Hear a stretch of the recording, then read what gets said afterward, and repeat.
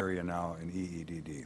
So, Mr. Carver, create an inventory of specific areas of neighborhoods with homes in disrepair. Are you going to put the addresses on there? No, Okay, because I don't know, I don't think people would like that. no, we're not going to put the addresses. This is going to be information that we're going to use to just target areas that we may be able to assist in many of the ways that I have listed and ways that we're working on already. We've been meeting with loads of people and trying to figure out the best programs that the city can use. Okay. Good. And so under our housing button, which we've just started, there's, like I just said, there's been a lot of discussion, but it includes our new partnerships. And our latest partnership would be the Greater Metropolitan Housing Corporation. They provide low-interest deferred loans, fix-up loans, rehab loans, and emergency loans, and also mortgage assistance. A lot of that is based on your income. It varies. Median averages different percentages above the median income average of your neighborhood. So it's all linked on our webpage, and you can go there, and it's very easy to follow, and you can just call them, and they can help you immediately. One of our other ones that are specific to Maplewood, the Ramsey County Foreclosure Assistance Program, and hopefully take advantage of this. The next one first would be the Minnesota Home Ownership Center, which provides first-time buyer and foreclosure prevention assistance. Then there's Hearts and Hammers, which is mostly a volunteer group that seniors and disabled residents are able to use.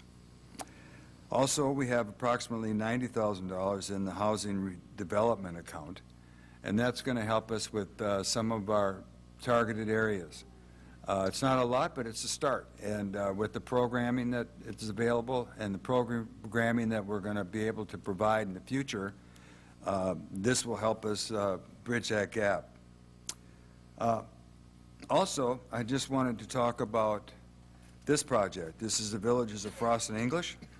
It's considered a flagship for us because it's removing the old, replacing with new. This is excellent in site management, environmental and green buildings, and best practices.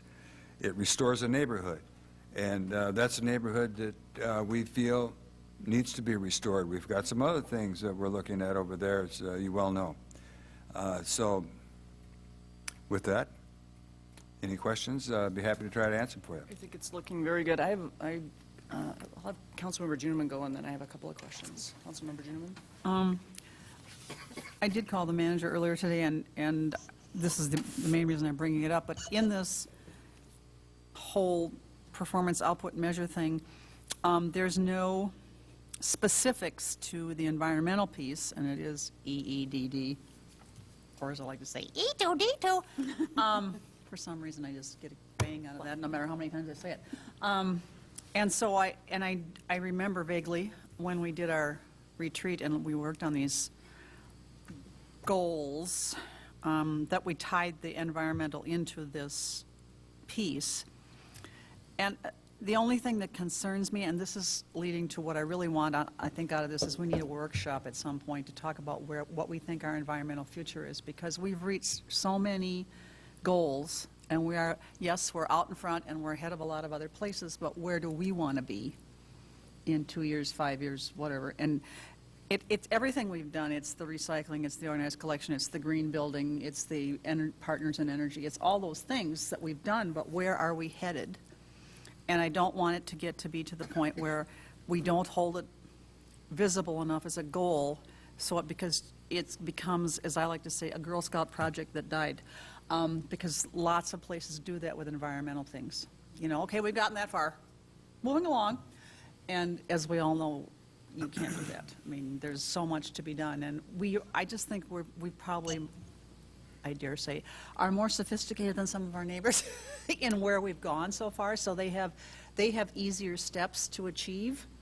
And we're going to have to start getting more pointed, I think. So we're going to have to talk about it.